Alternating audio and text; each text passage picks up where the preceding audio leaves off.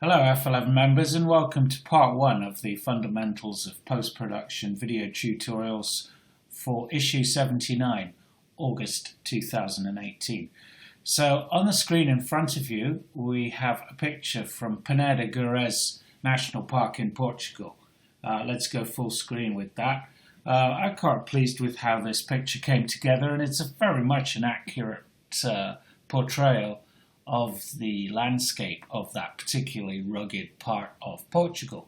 You can read the behind the lens feature on it and also watch the video blog for the behind the scenes of the shoot. But also in this same feature there's an article called How It's Done, should be How It's Not Done really, identifying common faults in post-production.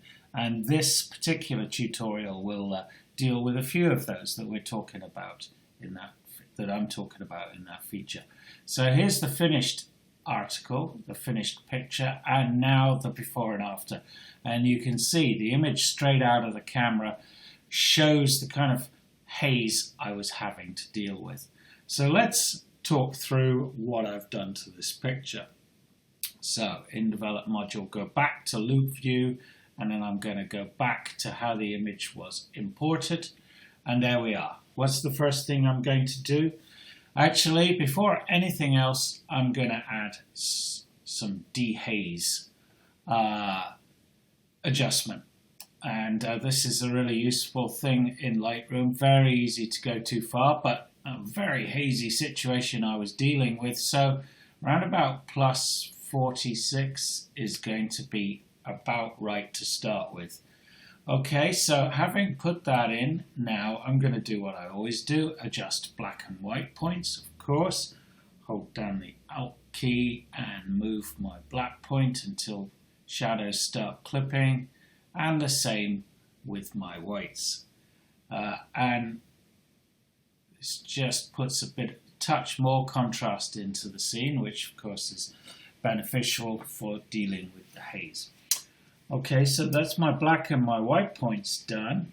Now I just want to look at the overall darkness of the image, and it's still quite bright, so I can pull that back a touch using my tone curve here. And I can go, well, a fair way with that. How far? I'm looking at the detail down here in the bottom of the frame. I don't want my shadows to become completely black there. I'm quite happy to go for a fairly dark woodland here, lovely light at that time of the day, and that's done a fair bit to enhance that picture already. But the top of the frame here is still too washed out, so what can I do with that? I want to darken it down, and I want to put a bit of contrast into that area of the picture as well. So how am I going to do that? Well, I think this is a job for the adjustment brush here. So I'll come up to this area of Lightroom and click on the adjustment brush here. And now I make sure that down here I have maximum feather of 100 pixels. That's going to allow me to have a very soft edge to my selection. Flow is at 100 and I have auto mask clicked. So what I do now is come down here and click on this box down here, show selected mask overlay. And now what I want to do is adjust the size of my brush. So I'm using a graphics tablet here, so I can do that very easily, but you can do it with the square key on your keyboard. I'm going to select a fairly small brush to start with, and now just paint in the area that I want to select.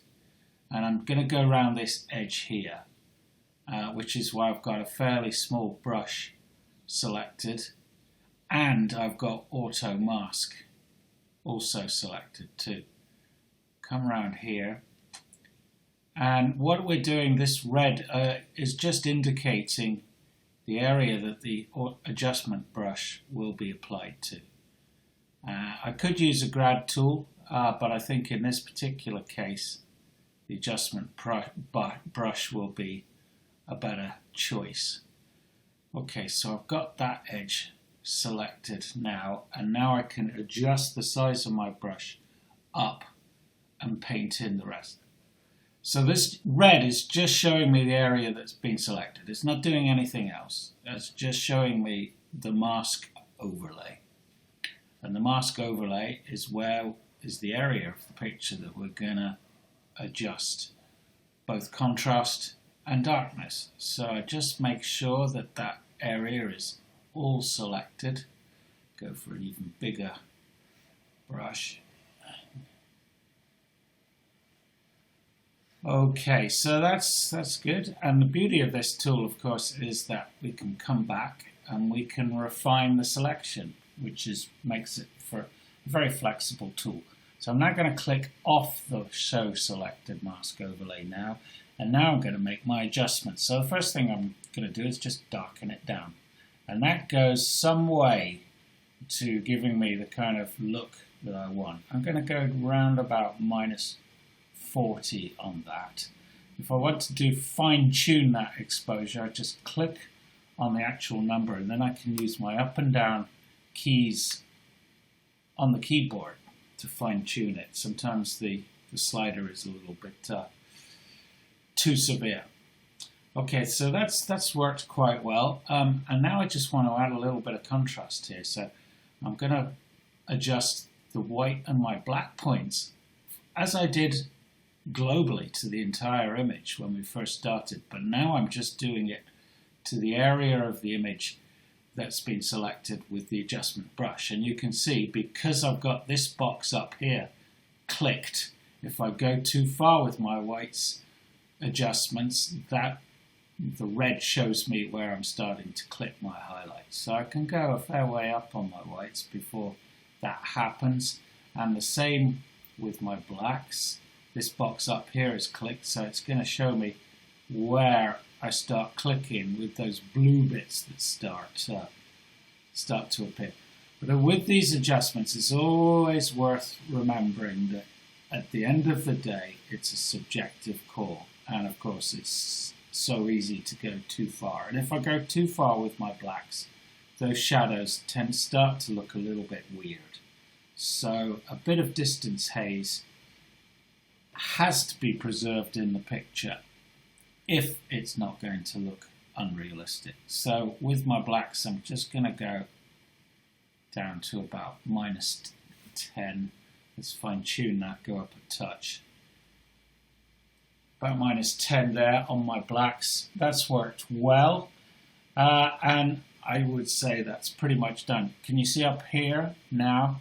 I've got a few highlights clipping up there, so I'm going to pull my whites back a bit now. I went too far with them, clearly. Okay, good. And I think I can afford to give it just a touch more density there, darkness. That's better. Okay, good. And now I come down here. Just let's look, and can you see here my the area, the edge of the adjustment brush isn't quite right. So what I'm going to do is just adjust my brush size, come right down on my brush size. Excuse me, I'm getting in a right muddle here.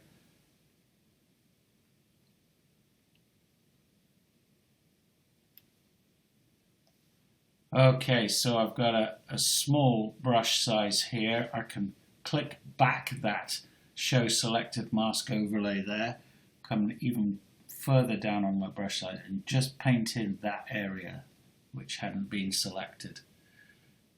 Come out again now, and that's done the job. I'm pleased with that edge. I can't see any visible halos, which is what we're trying to really avoid, where you've got too much disparity between areas where adjustments have been made. Okay, that's good. So I'm going to click on Done to this and just look where we've got with the picture, and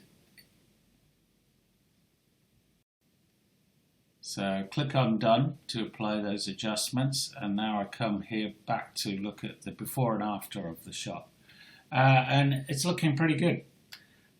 Just one thing I thought I would mention though is before we finish with this picture, just come back to loop view, is we have the option to adjust not just the tone curve, but to adjust individual channels in the tone curve. So for example, I've got RGB set here.